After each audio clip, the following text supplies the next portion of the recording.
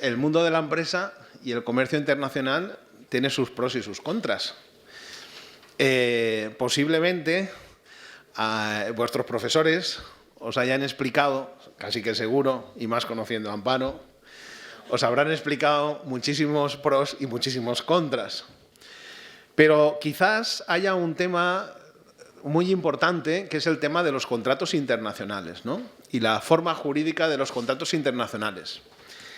El primero de los ponentes que nos va a deleitar hoy con su ponencia es don Alfonso Ortega.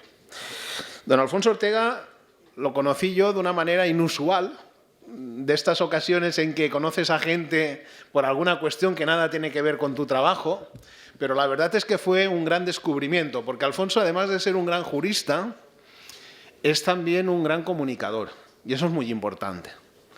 El saber comunicar, el saber llegar a la gente es muy importante, y más en estos temas que a veces resulta un poco pesado, ¿no? O resulta un poco, cuando hablas de leyes o hablas de jurisprudencia, pues casi siempre nos resulta un poco pesado. Yo estoy convencido de que hoy vais a aprender muchísimas cosas, ¿no? Que es lo importante.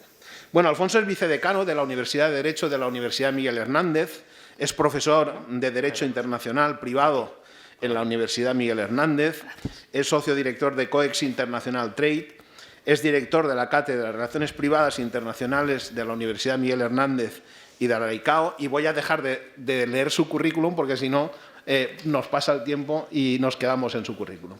Pero sobre todo, una gran persona, un gran amigo y sobre todo un gran jurista y comunicador. Os dejo con la ponencia, con un título tan sugerente como el que tiene: cómo las empresas deben de planificar jurídicamente sus operaciones internacionales a través de la contratación internacional y, lo más importante, no morir en el intento. Gracias, Alfonso. Muchas gracias. A la de tres, ¿eh? 1, 2 y 3. Buenos días. Buenos días. Ahora sí, parece que estamos ya sin fuerzas y esto no ha hecho más que empezar. Si tenéis que estar hasta ni se sabe la hora aquí aprendiendo de internacionalización empresarial, de la empresa familiar y todas estas cosas. Bueno, mis primeras palabras, por supuesto, de agradecimiento. Yo creo que es la tercera vez que vengo este mismo año al COI y todas siempre han sido por motivos maravillosos y estupendos: dar clase, una tesis doctoral y ahora de nuevo para participar en estas jornadas, ¿no? Encantado de hacerlo. Hace muchísimos años venía con más frecuencia aquí al COI y ahora creo que se va a ir retomando esa actividad, ¿no? Agradecido a mi querido amigo Antonio, porque todas son palabras, lógicamente, que vienen de la amistad, ¿no? Es una persona muy trabajadora, siempre está ahí organizando actividades, lanzando proyectos y no se le puede decir que no, a los amigos no se les puede decir que no. Así que encantadísimo de estar aquí con todos vosotros y con todas vosotras. Bueno, dicho lo cual, yo he preparado una presentación, aunque os parezca mentira. ¿Hay un pasador de estos por aquí? ¿Este? Sí, ¿vale? Es decir, a ver, lo muevo así, no lo muevo, o lo hago con el teclado. Es decir, existe la presentación, ¿de acuerdo? Lo que pasa es que es muy probable que no pasemos de la primera diapositiva, eso también es probable, ¿vale? Entonces, luego si tenéis interés, pues os la puedo facilitar a través de Antonio y que la utilicéis para lo que consideréis, ¿no? ¿Por qué? Porque realmente lo que yo quiero es compartir con vosotros experiencias relacionadas con la planificación jurídica internacional, la contratación internacional. Muchos de los que estáis aquí, si no la inmensa mayoría, no tenéis conocimientos jurídicos y parece que eso del derecho nos suena todo a rollo, parece que eso de contrato, en mi cabeza está la idea de 25 páginas, ¿no? Pues nada más lejos de la realidad, ¿eh? Nada más lejos de la realidad. Hoy en día podemos hacer contratos sin ni tan siquiera tener que firmarlos, ¿no? A ver, este joven que lleva la camiseta de Williot tan chula, ¿cómo es tu nombre? Javi. Imaginaros que Javi Williot, imaginaros que Javi está interesado por mi coche, ¿no? Lo tengo aparcado aquí en el parking de la universidad y estamos aquí hablando. Le digo: Javi, mi coche es esta marca, esta matrícula, quiero venderlo. Oye, pues yo te doy tanto. Nos damos la mano, acabamos de formalizar un contrato de compraventa. Imaginaros que Javi tiene nacionalidad, tú eres español, de pura cepa, se te ve, pero vamos a suponer que Javi fuera portugués, que fuera portugués. Acabamos de suscribir un contrato de compraventa internacional. O imaginaros que Javi, siendo español, estuviera localizado en territorio belga. Acabamos de suscribir un contrato de compraventa internacional, ¿de acuerdo? Javi es una persona poco desconfiada, y entonces Javi se va a casa y dice, esto que me ha dicho el profesor no lo veo muy claro, ¿no? Y entonces coge, se pone delante del ordenador y empieza a formalizar un contrato de compraventa. De una parte don Javier tal, de otra parte don Alfonso tal, se reconoce, uno es propietario y tal, el otro no sé cuánto tal. Entonces se acerca por la tarde aquí a las jornadas y dice, vamos a firmar esto. Seguimos suscribiendo un contrato de compraventa, ¿de acuerdo? Javi es desconfiado, pero hasta tal extremo que decide irse al notario de turno aquí en Alcoy y ante notario firmamos el contrato de compraventa. Hemos convertido lo que sería un contrato privado en un contrato intervenido por un fedatario público. Tanto en el primer caso, el apretón de manos, como en el segundo, el papelito que prepara Javi, como el tercero, la intervención del notario, estamos suscribiendo un contrato de compraventa, en este caso internacional, ¿de acuerdo? Ahora suponer que Javi no me compra mi vehículo, sino que Javi tiene una empresa que se dedica a la importación de productos textiles y está domiciliada en Holanda. Y lo que hace es mandarme un correo electrónico y me pide precio de un producto que yo fabrico aquí en Alcoy y yo se lo doy y él me dice que adelante. Ese intercambio de correos electrónicos que provoca que acabamos de suscribir un contrato de compraventa internacional de mercaderías. Tú cuando les preguntas a las empresas, ¿formalizáis contratos? Inmediatamente te dicen siempre no.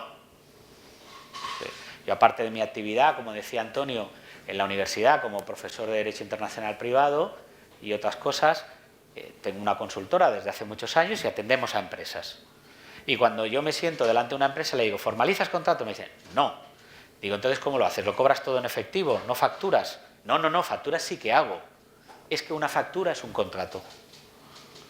¿Por qué? Porque grabaros a fuego. En el comercio internacional rige el principio de la libertad de forma. Tan contrato era el que habíamos suscrito Javi y yo dándonos el apretón de manos, como el intervenido por el notario, como ese intercambio de correos electrónicos en el que yo le vendo a él esos productos textiles. Libertad de forma. No existe una forma concreta. Es cierto que en función de la dificultad, las características de la operación, nos vamos a ir a una modalidad contractual a otra y nos iremos también a una forma o a otra. No es lo mismo que Javi me compre 3.000 euros en productos textiles que Javi me compre una máquina para el aparado de calzado que vale 1,5 millones de euros. Ahí nos sentamos los dos en Holanda o en Alcoy, formalizamos, interviene su abogado o abogada, interviene el mío o la mía, y ya le damos una forma diferente. Cada operación exige una forma concreta, pero libertad de forma. Necesariamente las operaciones comerciales internacionales, tanto las de importación como las de exportación, vender un producto fuera de nuestro territorio, prestar un servicio fuera de nuestro territorio, o recibir ese servicio por el que contratamos, o recibir ese producto que hemos comprado, necesariamente se materializan en un contrato. La contratación la tenéis que ver y el contrato lo tenéis que ver como un mecanismo de cobertura de riesgos. Para que lo entendamos todos, contrato es igual a una póliza de seguro. Los que conducís aquí, sabéis que tenéis la obligación, la tenemos todos, de llevar al menos el seguro obligatorio, el básico, ¿verdad? A partir de ahí, según las características, las posibilidades, la pericia que tenga uno como conductor, pues el seguro lo puedes ir mejorando, ¿verdad? Entonces yo le pongo lunas, incendios, le hago una franquicia de 150 euros y a partir de ahí tal. O si sois un desastre como yo al volante, pues eso es sin franquicia y sin nada, que te pase lo que te pase, se hace cargo el seguro y listo, ¿no? Miráis ahora cuando me veáis con el coche por ahí paseando, vais a salir corriendo, ¿bien que haréis? No, tampoco. No. ¿Qué ocurre cuando tú suscribes una póliza de seguro de ese tipo? Pues que solamente te enfadas una vez al año, cuando te llega el recibo y tienes que pagarla. Pero cuando te llega el siniestro, imaginaros que voy con el coche, salgo de tal y le doy ya, o me dan, no me enfado, más allá de que digo, bueno, no pasa nada. saco mis papeles del seguro de la guantera, lo pongo encima de la mesa y a partir de ahí el seguro se va a encargar absolutamente de todo. Y si mi coche tiene que estar en el taller durante 3 semanas, me dejarán uno de sustitución. Fantástico. Bueno, tenéis que tratar de construir contratos que sean como el seguro a todo riesgo sin franquicia. Cuanto más lo trabajéis, muchísimo mejor. Mirad, ayer tenía yo una consulta por la tarde de un cliente que vendrá mañana al despacho, un empresario chino que se dedica a la importación de la India de pescado, marisco, congelado, etcétera, etcétera. Había traído 11 contenedores, ¿vale? De los 11 contenedores hay 5 contenedores, 11 contenedores por un valor total de 600.000 euros, ¿vale? 5 contenedores hicieron unos análisis en destino cuando llegó aquí a la aduana española y no son aptos para el consumo humano, ¿vale? Una calidad muy baja, el olor, tal, no sé qué me estaba explicando, etcétera, ¿no? Entonces él solo ha pagado los 6 primeros contenedores y los otros 5 le ha dicho al vendedor que eso no se los paga, que se los lleve. ¿Qué ha hecho el vendedor? Ha cogido, lo ha notificado a su seguro. ¿Qué está haciendo el seguro? Esto ya empezó en el mes de junio, ¿eh? ¿Qué hizo desde el mes de junio? Le está reclamando la cantidad correspondiente a esos 5 contenedores. Lo primero que yo le pregunté al señor Min, digo, señor Min, ¿tiene firmado contrato? No. Primer problema. Si hubiéramos firmado un contrato de compraventa, hay unas facturas, por supuesto, los pagos, etcétera. Pero si hubiéramos firmado un contrato y hubiéramos incluido una cláusula que hubiera dicho que cuando la mercancía llegue a destino será analizada y si el análisis es negativo, la parte compradora podrá rechazar la entrega de uno de esos contenedores. No hubiera pasado absolutamente nada. Eso no ha ocurrido. Ahora tenemos un problema. Ahora hay que pelearse con el vendedor y hay que pelearse con la compañía de seguros que le reclama el pago de los 5 contenedores, ¿no? Luego necesitas siempre jugar con... Paralelamente a esto, si no pasa nada, espero que la semana que viene cerremos ya la rescisión de un contrato de agencia de una empresa de Elche que se dedica al diseño, fabricación y comercialización de bicicletas, ¿no? Una empresa que tú dices, bueno, no pasa absolutamente nada, pero una empresa que el año pasado facturó 82 millones de euros vendiendo bicicletas. Son esas bicicletas que valen como mínimo 6.000 o 7.000 euros, ¿no? Para la montaña y todas estas cosas, ¿no? Y que además con todo esto del COVID ha pegado una explosión tremenda. Yo empecé a trabajar con ellos hace 15 años y eran 5. Ahora son más de 300 trabajadores, ¿no? Bueno, pues ahora estamos, después de muchos meses, rescindiendo el contrato de agencia con el agente comercial que tenían para una parte del mercado alemán, ¿no? ¿Problema que tenemos? Bueno, pues que hay que indemnizar a la agente comercial, ¿no? Porque la ley dice que cuando rompes una relación de agencia hay que indemnizar a la gente con una compensación económica igual a la media anual de las remuneraciones percibidas por el agente durante los últimos 5 años. Traducido para que lo veáis, aproximadamente unos 400.000 euros. Ahora estamos peleándonos. No le puedo no reconocer ese derecho, porque ese derecho lo tiene. El problema es que no se firmó contrato en su momento, porque claro, eso de firmar contrato, si se hubiera firmado contrato yo hubiera podido utilizar el contrato para equilibrar las posiciones de las partes. Hay un principio clave, más allá de la libertad de forma que acabamos de señalar, que es el del equilibrio contractual. Los contratos tienen que ser equilibrados. Tenemos que tener la sensación de que ganamos los dos. O sea, Javi gana con el contrato que ha firmado conmigo y yo gano con el contrato que he firmado con Javi. Lo que no podemos hacer son contratos de adhesión. Para los contratos de adhesión ya tenemos las entidades bancarias, las compañías de seguros, el teléfono, el gas, donde te ponen el contrato y lo que tienes que hacer es que firmar y ya está, porque no tienes capacidad de negociación con la otra parte. Pero un contrato entre particulares, ya seamos personas físicas o personas jurídicas, son contratos donde tenemos que buscar el equilibrio, ¿no? Si yo hubiera buscado el equilibrio cuando firmé el contrato con ese agente comercial alemán, hubiera, por ejemplo, incluido una cláusula de pago anticipado de esa indemnización. Y hubiera dicho, mira, de todas esas remuneraciones que tú te llevas todos los trimestres, que se corresponden con un 12%, el 2% va a ser el pago anticipado en concepto de comisiones por futuras indemnizaciones por clientela por daños y perjuicios. Y el 10% lo que te corresponde por trabajar y por hacer negocio en mi nombre. Si eso lo hubiera hecho, creo una bolsa donde voy metiendo un dinerito que cuando llega el momento hago cuentas. Y a lo mejor no le tengo que pagar 400.000 euros, a lo mejor le tengo que pagar 100, o 50, o 75, o nada. O como me ha pasado a mí muchas veces en contratos de extraordinaria duración, es el agente que me debe a mí. Nunca se lo reclamas, pero cuando tú me pides, digo, si eres tú quien me tiene que deber a mí. ¿Eso se puede hacer? Sí, porque la ley me lo permite. Al final tenéis que coger el contrato y que sea un elemento en el que busquemos el equilibrio, en el que ganemos los dos. Al final el contrato, ¿qué es? Es un folio en blanco donde marcamos las reglas del juego. Yo le voy a entregar a Javi el coche dentro de 15 días. Le voy a cambiar las 4 ruedas porque lo hemos acordado. Él me va a dar una señal ahora. Me pagará el resto el día que se lo entregue. El impuesto de circulación del año próximo correrá a mi cargo. La ITV, ¿vale?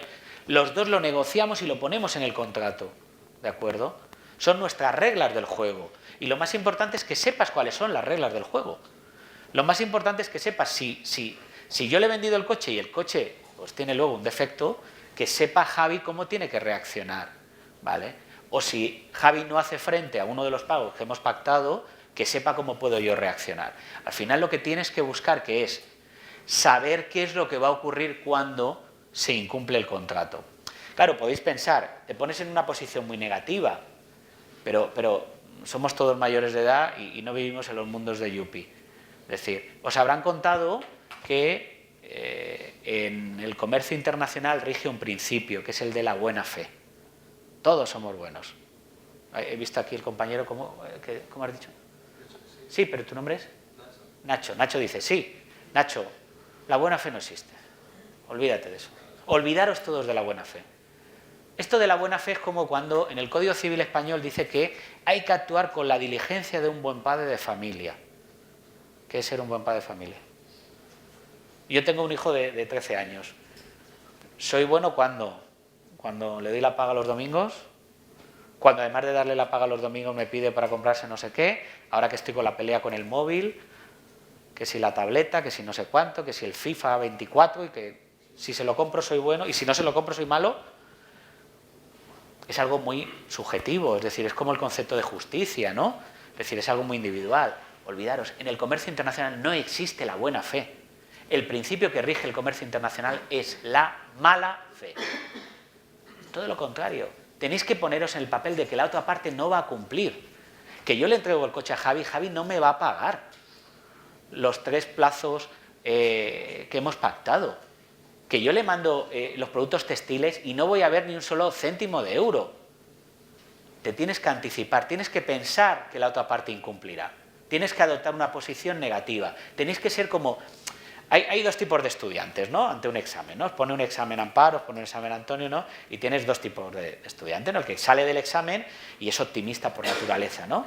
O sea, Javi yo lo veo optimista, ¿no? Entonces Javi sale del examen, ¿verdad? Javi sale del examen y de... ¿Cómo está? 20 preguntas tipo test, he contestado, he clavado 12, seguro. 5 tengo dudas, pero yo creo que por lo menos 3, 15 tal, no sé qué, 5 aprobado. A Nacho lo veo un poco más con los pies en la tierra. Entonces Nacho sale del examen y dice, yo creo que he hecho bien 5. Las otras las he hecho, yo creo que he suspendido.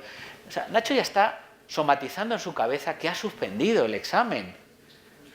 Javi está cada vez viniéndose más arriba, es decir, he aprobado... O sea, el 5 inicial se convierte luego en un 6 y luego pasa a ser un 7. Y el día que salen las notas, él está esperando el 7,5, ¿verdad? Y luego salen las notas y Javi tiene un 2,25. Y Nacho tiene ese 5 con el asterisco, ¿verdad? El subidón, permitidme la expresión, que le da a Nacho cuando ve el 5 con el asterisco es el mismo que os da a vosotros cuando mandáis los productos textiles y os pagan por ellos. Cuando contratas un servicio y te lo prestan adecuadamente, ¿verdad? Cuando yo le entrego el coche a Javi, Javi me paga por el coche. O cuando el coche que yo le he vendido a Javi es un coche adecuado a lo que habíamos pactado. ¿Y qué pasa cuando eso no ocurre? Pues cuando eso no ocurre tengo que echar mano del contrato. El contrato es el maná, es la única solución en materia de aseguramiento del cobro de la mercancía, de la recepción de la mercancía, de la recepción o la prestación adecuada del servicio. No, es un elemento más. El medio pago cobro adecuado es otro elemento. Amparo esta tarde seguro que nos hablará de ello. La póliza de seguro es otro elemento, ¿no? Bueno, no me paga Javi, pues que me pague una compañía de seguros, o quiero un aval bancario y que sea el banco, lo ejecute y que sea el banco el que se haga cargo de, ¿verdad? El vendedor indio está muy tranquilo porque sabe que si el señor Min no le paga, le va a pagar la compañía de seguros. Aquí quien está nervioso, ¿quién es? La compañía de seguros. Porque si no le paga mi cliente, le tendrá que pagar ella, al vendedor. Luego, utilizar el contrato como un mecanismo para poder equilibrar las posiciones de las partes y para poder tener elementos ante ese posible incumplimiento. ¿De acuerdo? Hablamos de libertad de forma, hemos dicho. Hablamos de esa idea de la mala fe. Hablamos de el equilibrio. Hay otro principio clave, la autonomía de la voluntad. ¿Qué es el contrato? Lo he dicho antes, un folio en blanco donde construimos una relación. Pero claro, el papel lo aguanta todo. Esto es cuando, igual que cuando os ponen un examen, os dictan 3 preguntas y dicen, no me sé nada. Pero tú les clavas ahí 15 folios. Dices, ¿cómo no se lo va a leer? Cruza los dedos y dice, si no se lo lee, por lo menos ve ahí 15 a peso y me pone un 7, ¿no? ¿Verdad? El papel lo soporta todo, pero es que hay cosas que están en el papel que son contrarias ¿a qué? Al derecho.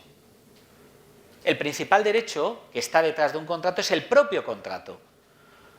Los derechos, las obligaciones que tú recoges en el propio contrato tienen que ser acordes, evidentemente, a una ley, a un derecho. Pero todo lo que no está en ese contrato tendrá que estar sujeto a un derecho. Y todo lo que está en ese contrato habrá que sujetarlo frente a un derecho. ¿Qué significa? Que nunca vas a poder escaparte de un derecho, de una ley. Derecho con mayúsculas, no derecho con minúsculas como facultad, como posibilidad, ¿no? O sea, conjunto de normas, de reglas, de principios, ¿no? Etcétera, etcétera, ¿no? Claro, a veces uno piensa, ¿y cuál es el derecho que está detrás? Lo decía Antonio al principio, estamos en un mundo globalizado, más casi 250 países, 150 derechos diferentes hay en el mundo. En el contrato entre una empresa que está localizada en Alcoy y otra que está localizada en Alicante lo tengo muy claro. Derecho, el derecho español. Perfecto. Pero ¿qué pasa con el contrato que tengo yo con Javi? Él hemos dicho que estaba en Holanda, yo estoy en España. Buenos días. ¿Cuál es el derecho aplicable? ¿El derecho holandés o el español? Porque el derecho holandés a lo mejor no dice lo mismo que el derecho español. Ahora me diréis, no, pero si estamos en la Unión Europea y todo es lo mismo. No, no es verdad. No es verdad. Hay unas reglas comunes, pero se deja un margen de maniobra para que cada Estado juegue con ello. Por ejemplo, antes os he hablado del agente alemán, ¿no? Con la indemnización, ¿no? Y os he dicho, he dejado por ahí caer, la media anual de los últimos 5 años. Esa es la comisión, la compensación que recibe el agente comercial. Si el agente comercial fuera británico, eso lo tenéis que multiplicar por 2. Si fuera francés, lo tenéis que multiplicar por 2. Y en contratos de extraordinaria duración lo tendréis que multiplicar por 3. No es lo mismo 400.000 euros que 800.000 que 1.200.000. Y todo depende de qué. Pues como la canción de Pau Donés, depende, ¿de qué depende? De según cómo se mire, todo depende. Pues de según cómo tú hayas cogido el contrato y has puesto un derecho, uno u otro, será de una manera o de otra. Si yo en el contrato digo que estará sujeto al derecho francés, palabra mágica, la indemnización la multiplico por 2. Si pongo que es derecho británico, por 2. Si pongo derecho español, por 1. Son cláusulas que se llaman de ley aplicable. Eso tienes que tenerlo presente. Si no tengo contrato, estaremos aquí a lo que diga la ley. Si es un contrato de agencia, la ley del agente. Si es un contrato de franquicia, la del franquiciado. Si es un contrato de distribución, la del distribuidor. Si es un contrato de compraventa, la del vendedor. Todo eso lo puedo corregir y puedo equilibrar y puedo decir que no sea la del vendedor, la del comprador, no la del franquiciado, la del franquiciante, no la del distribuidor, la del concedente. Sí, ¿cómo? Con el contrato y con el principio de autonomía de la voluntad. No existe una cultura de la contratación internacional en las empresas. Las empresas no hacen planificación jurídica internacional. Ese es el verdadero problema. Cuando vosotros estéis trabajando, las empresas que coordináis, preguntéis, oye, ¿estáis internacionalizados? Queremos vender fuera, tenemos un producto maravilloso. Venga, vamos a hacer nuestra hoja de ruta de internacionalización, ¿no? La internacionalización es clave hoy en día, tenemos que salir fuera, ya hemos dejado de pensar que esto es una cuestión de supervivencia, ¿no? ¿Qué tenemos que hacer? Bueno, fundamental, tenemos que tener formación, ¿de acuerdo? Tenemos que tener capacidad, ¿de acuerdo? Y tenemos que hacer una planificación. Formación, asesoramiento, planificación o aptitud con C, con P y plan, y tener un plan. Cuando tú trazas un plan de internacionalización, estás pensando fundamentalmente en ¿qué? En cuestiones más relacionadas con el marketing, con la comunicación. ¿Cómo adapto mi producto? Fabrico unos zapatos maravillosos aquí en Elche, es una marca súper conocida a nivel nacional y yo creo que esto en el mercado francés va a funcionar muy bien. Pero tú empiezas a pensar en establecer un plan de marketing y comunicación de ese producto para colocarlo en el mercado francés. Y piensas en eso. Si el producto hay que adaptarlo de una manera, si tengo que trabajar en redes sociales y establecer una estrategia para tal, si tengo que hacer posicionamiento de la web. Os hablo de las últimas tendencias, conocidas por vosotros seguro, a la hora de hacer un plan de internacionalización. Yo que ya tengo ya unos cuantos años, los primeros planes de internacionalización que hacía antes eran tradicionales, ¿no? Cogía, entonces me ponía a hacer el plan. Hay que buscar un agente comercial, hay que irse allí, hay que ir a una feria, ¿no? Esto del COVID nos trasladó todo y solo en la empresa tengo 2 personas que se dedican a hacer marketing y comunicación digital. Uno hace posicionamiento y la otra se dedica a hacer redes sociales. Te da mucha más efectividad al corto plazo el trabajar a través de mecanismos de posicionamiento web y de redes sociales que irte al sistema tradicional de te busco un agente comercial, voy a esta feria del sector, expongo producto. ¿Vale? Los medios o mecanismos tradicionales de internacionalización han dejado paso a otros medios que están en la sociedad, es decir, todos estamos en redes sociales, todos estamos haciendo cosas. La profesora María Elena Cobas, la tenemos ahí al fondo, ya está tuiteando la jornada nuestra, ya estamos aquí en Alcoy y tal. Claro, es decir, todos queremos contar lo que hacemos. Bueno, pues si lo queremos hacer como personas físicas, imaginaros una empresa que saca un producto, que tiene un producto, que quiere hacer cosas, ¿verdad? Bueno, pensamos en eso cuando queremos vender algo, pero no planificamos jurídicamente nuestras operaciones, no lo hacemos. Ese es el problema. Pensamos en la adaptación del producto, pensamos en la comunicación de nuestro producto, pero no piensas en que tú tienes que establecer una hoja de ruta en relación con ¿qué? En relación con establecer un buen contrato, conocer la normativa adecuada. Claro, podemos tener una idea súper luminosa de un producto, pero claro, no es lo mismo ese producto comercializado en un mercado X que en un mercado Y o Z. No tiene nada que ver. Sabemos que un contrato es igual a ¿qué? Objeto, causa y forma. Pero la causa tiene que ser lícita. Y lo que es lícito en un determinado mercado puede que no lo sea en otro. Ahora os vais todos de viaje de fin de curso. Antonio empieza ahí a organizar. Venga, ¿dónde nos vamos? Javi sale ahí. ¿Y si vamos a Ámsterdam? Un sitio que está bien, los canales, tal, la cultura, no sé cuánto, tal. Si vais a Ámsterdam, si alguno ha estado en Ámsterdam, sabéis que es la ciudad de la alegría, ¿no? Uno llega allí y como los vapores de Vips, lo que tiene que hacer que es respirar, ¿no? Y entra en un estado de paz, de buen rollo, de buena, ¿verdad? Hubo un pequeño paréntesis durante un tiempo que no nos dejaron, ¿no? Porque decían, no, los coffee shops solamente para los nacionales. Se dieron cuenta que cayó tan en picado la presencia de turistas extranjeros que dijeron, bueno, esto da igual. Imaginaros que están ahí, ¿no? Javi, no te despistes con el amigo, ¿cómo es? Con Rafa. Javi y Rafa están ahí disfrutando de Ámsterdam, ¿no? Y entonces Javi, chico, es que tenemos que ser empresarios.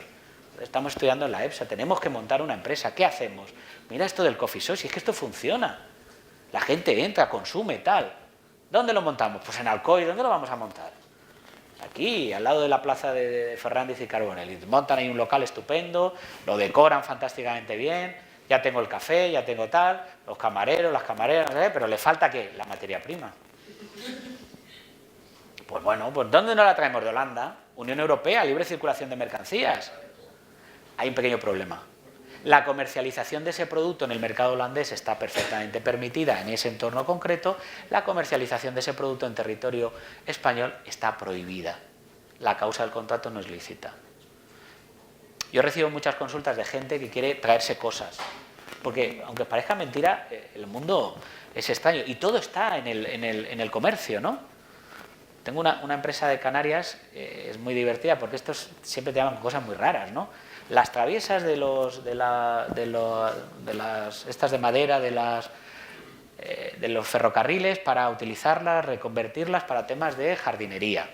Bueno, tusteno para hacer el filamento de las lámparas. Bueno, mira, estudias un poco.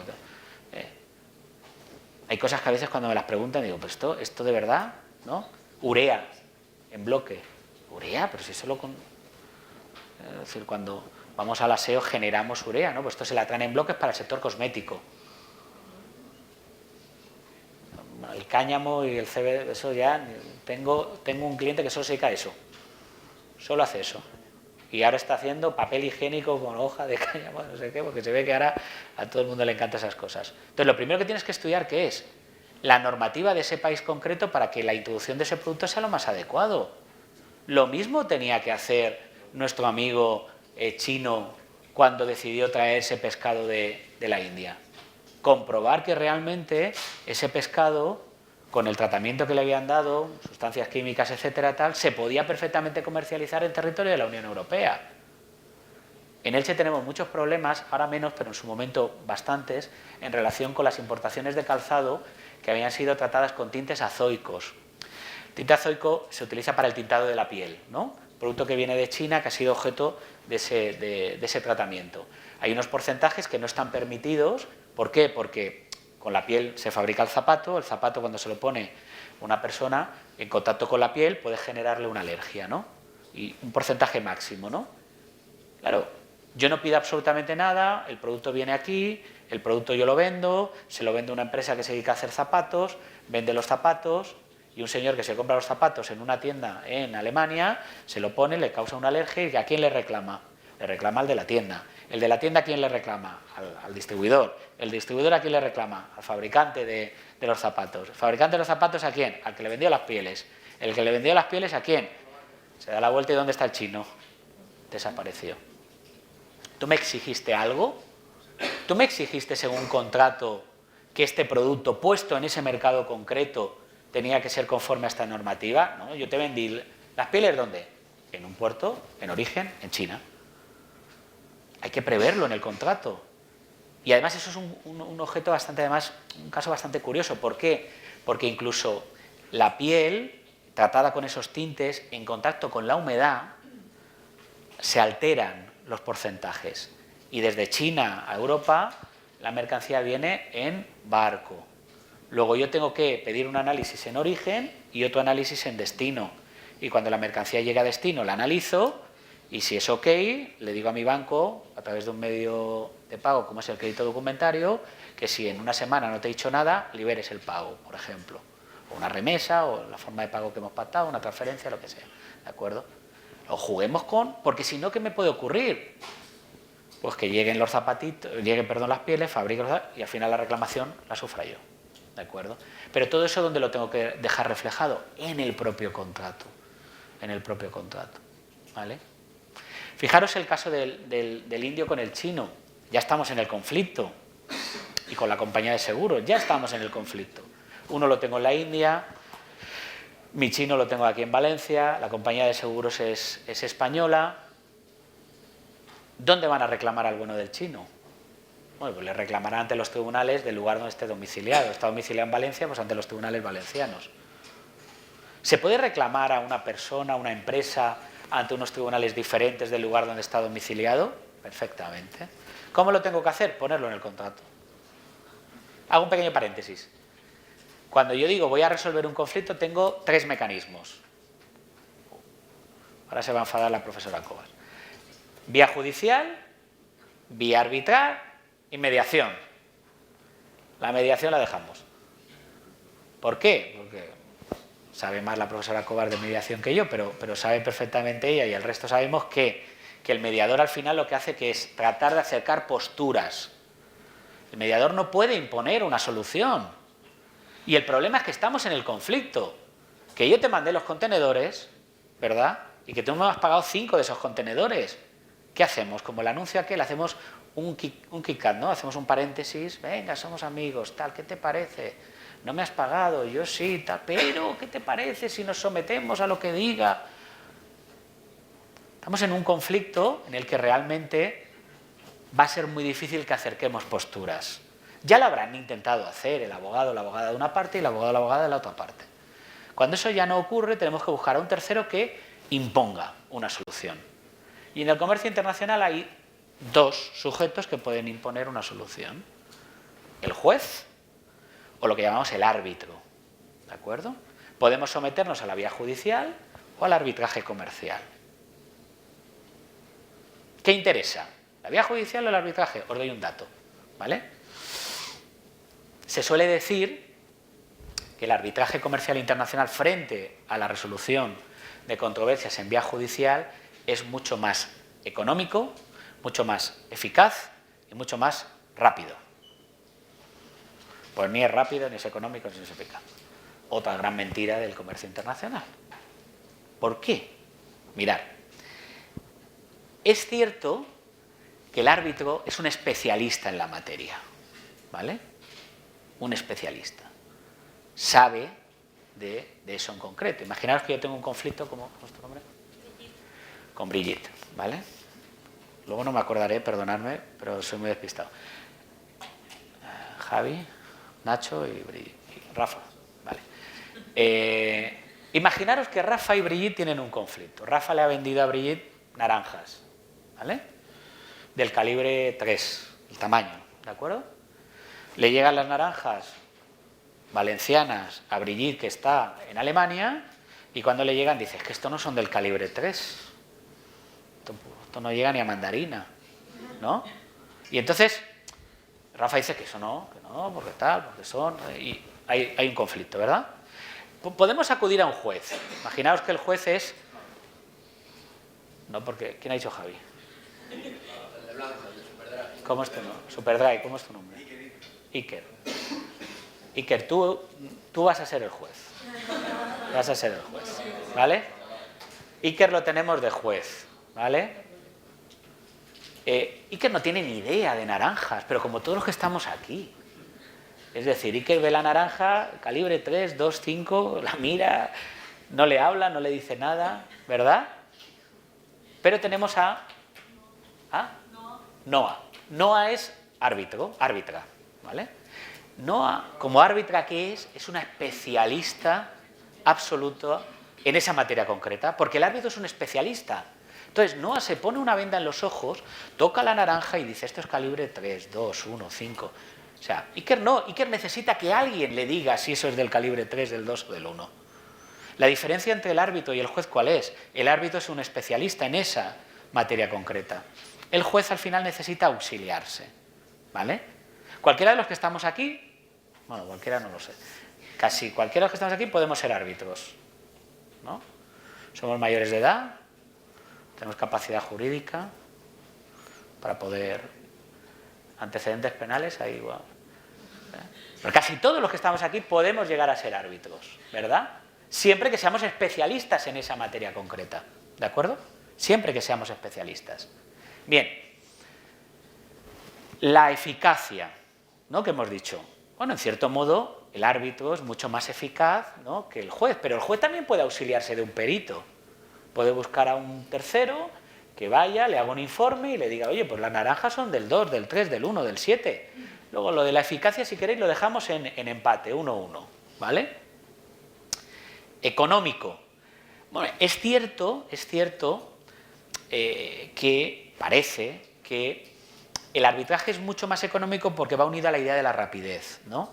Un procedimiento arbitral, según la ley, son 6 meses, situaciones extraordinarias, hasta 12 meses, ¿vale? En el caso de un procedimiento judicial, no es que Iker sea lento, pero es que realmente los jueces son mucho más lentos por el volumen de asuntos que llevan y la media de un procedimiento en primera instancia en el ámbito comercial es de 500 días. 500 días. Bien, en primera instancia, pero en España sabéis que tenemos el derecho al pataleo. Recurso de apelación, luego el contencioso, luego no sé qué, me voy aquí, allá. 7 años después, todavía no sabemos si las naranjas son del calibre 3, del 2, del 1, ¿qué ha pasado con las naranjas?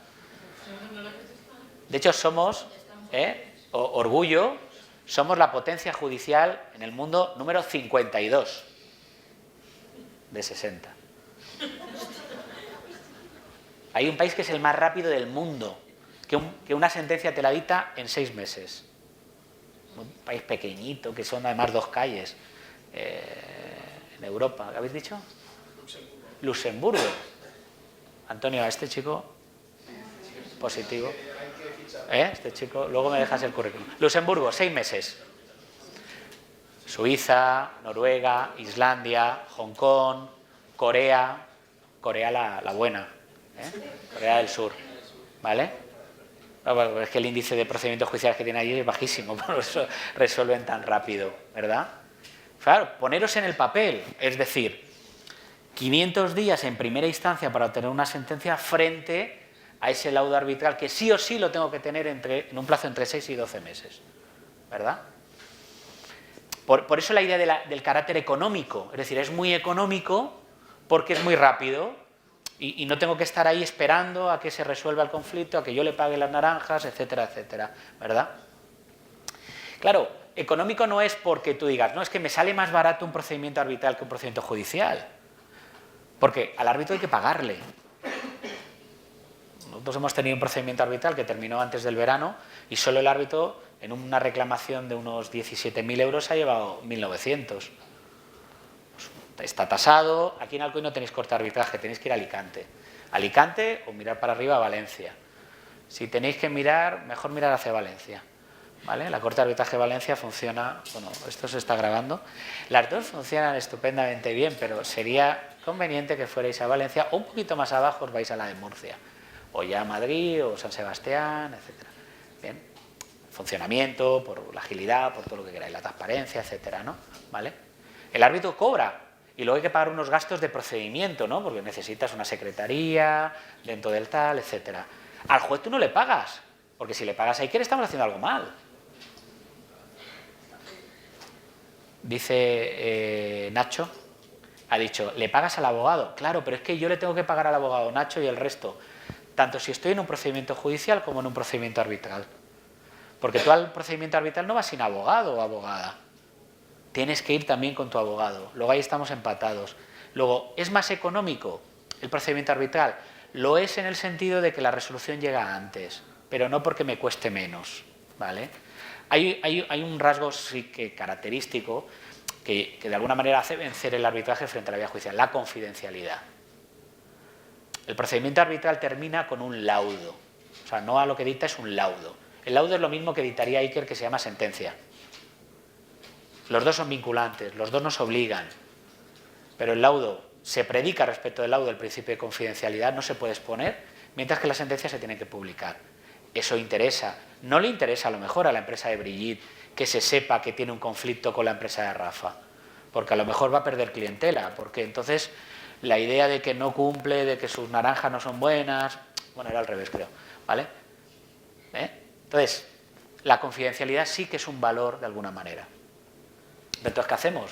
Vamos por la vida poniendo arbitraje, vía judicial, tiramos la moneda, si sale cara una cosa, si sale crudo otra. Pues no, depende. ¿De qué depende? De según con quién tú estés trabajando. Si te mueves en el ámbito de la Unión Europea, que viva la vía judicial. ¿Por qué? Porque tenemos unos mecanismos y unas reglas del juego muy similares. La sentencia que dicta Iker en España perfectamente se puede reconocer y ejecutar a través de un procedimiento rapidísimo en cualquier otro Estado miembro de la Unión Europea. Tenemos un reglamento europeo que nos ayuda a darle lo que se llama contenido a una libertad o libre circulación de resoluciones judiciales. Es una libertad comunitaria más, igual que se habla de la libre circulación de mercancías, la de pagos y capitales, la de prestación de servicios, la libertad de establecimiento, la libre circulación de resoluciones judiciales. Que la sentencia que dicta un tribunal italiano se pueda reconocer y ejecutar en España sin mayor dificultad que traducir la sentencia y meter una demanda para el reconocimiento de ejecución ante los tribunales españoles, ¿vale? Bien, dentro de la Unión Europea me funciona la vía judicial, con alguna excepción de alguna modalidad contractual. Hay algún tipo de contrato donde tenéis que ser fans del arbitraje, no de la vía judicial, si estáis en la posición de la empresa, ¿de acuerdo? Por ejemplo, el caso del contrato de agencia. Luego, si queréis, en algún momento lo podemos retomar esa idea, ¿no? Y cualquier otra, y si tenéis cualquier duda, en cualquier momento no tenéis más que interrumpirme, ¿no? Antonio, cuando tú me digas 5 minutos, ¿ya? ¿Me has dicho 5? Pues sí, no he pasado ni de la primera diapositiva. Bueno, venga, vale, vamos concluyendo entonces. Bien, decíamos, vía judicial dentro de la Unión Europea. ¿Fuera de la Unión Europea?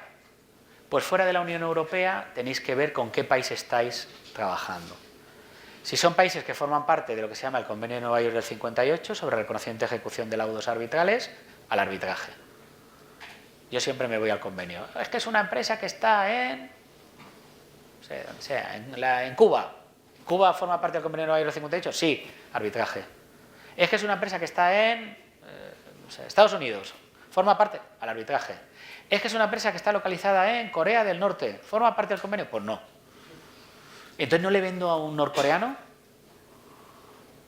Hace unos años me llega un cliente, sector cosmético de Murcia, y me dice, tengo un pedido de un contenedor de una empresa norcoreana.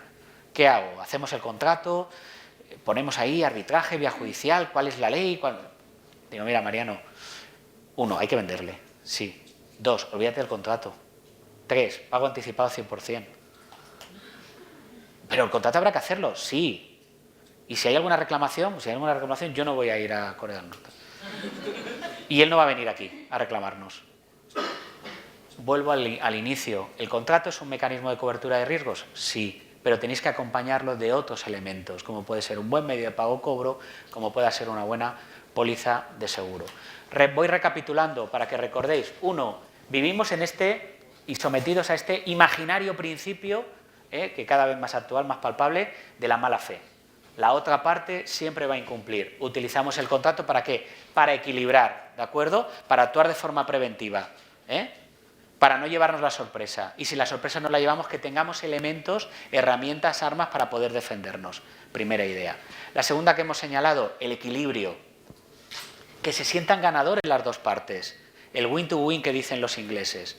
No hagamos contratos de adhesión, porque un contrato que nace bajo un prisma de desequilibrio es un contrato fallido, porque una parte ya nace con la idea de que el otro ha impuesto su ley. Entonces hay que ceder. La comisión no será del 15, va a ser del 16, pero a cambio, cada 3 meses vas a tener que hacer un informe de no sé qué, o el objetivo de ventas tendrá que ser de no sé cuántos miles de pares por temporada. ¿De acuerdo? El equilibrio. La autonomía de la voluntad, recordarlo, todo se construye bajo el paraguas de lo que las partes quieran, pero siempre teniendo como freno, como límite, el derecho. No podemos actuar nunca en fraude de ley, ¿de acuerdo? Porque si actuamos en fraude de ley, esa cláusula será nula. Bolígrafo rojo, la tacháis, no sirve absolutamente para nada. Incluso esa nulidad puede desplegar sus efectos como si fuera una mancha de aceite hacia el resto del contrato, ¿de acuerdo? Si nos peleamos vía judicial o arbitraje, utilizaremos un mecanismo u otro en función del país con el que estemos negociando. Libertad de forma. Vamos a hacer los contratos como consideremos, pero siempre pensando más allá, ¿no? Termino como he comenzado, vendiéndole el coche a Javi y dándonos el apretón de manos. Nos hemos dado el apretón de manos y hemos suscrito un contrato verbal de compra-venta. Luego lo hemos ido complicando, ¿no?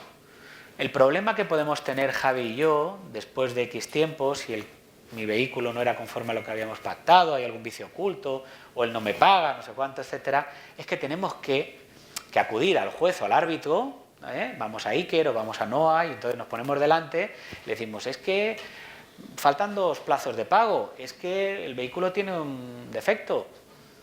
¿Y qué nos van a pedir el juez o nuestra árbitra? Nos van a decir, bueno, ¿ustedes acordaron eso? Sí. Estábamos en la cafetería de aquí de la escuela, nos dimos la mano, tendremos un problema de prueba. Porque el refranero español, que es muy sabio, que dice que las palabras se las lleva el viento. Luego, ¿los contratos verbales son válidos? Sí. ¿Son recomendables? No. La idea es que la forma que utilicéis sea una forma escrita, pero en toda su extensión. Me sirven las 25 páginas cuando le he vendido la máquina para el aparado del calzado, me sirve el dorso de una factura, me sirve el intercambio de correos electrónicos, ¿de acuerdo? Que no sé, para venderle los productos, y él me ha dicho que sí. En definitiva, cualquier forma que permita que la información quede ahí recogida. Cada vez más se están dando contratos formalizados a través del WhatsApp. Perfectamente. Ojito, yo a veces se lo digo a los comerciales, ojito cuando hacéis esto, o la carita sonriente, que le estáis diciendo que sí. Oye, me pones, no sé, ¿a cuánto la unidad? A 5. Y la otra parte te dice, no, a 3. Y le pones la carita sonriente, vale, a 3. Ahí alguien se queda sin trabajo, ¿vale? Porque acabamos de formalizar un contrato a través de un medio de comunicación que permite el registro duradero de esa información, como puede ser un sistema de mensajería instantánea como es el WhatsApp. ¿Para eso qué es recomendable? WhatsApp sí, todo lo que tú quieras, pero todo eso me lo llevo ¿a qué? Al papel, al dorso de una factura pro forma, de un presupuesto, de una orden de pedido, de un contrato que firmo, donde ahí lo cojo, lo establezco, donde digo que todo lo anterior no es válido, ese tipo de cosas. En definitiva, planificación jurídica. Si queréis internacionalizaros, sí, pero siempre teniendo una hoja de ruta, y en esa hoja de ruta que la planificación jurídica sea un elemento más. Y nada más, termino como he empezado, dando las gracias a la escuela, a Antonio, por la invitación, por la posibilidad de poder estar aquí un ratito, que seáis muy felices y, como decía aquel, que nos veamos en los bares. Muchas gracias.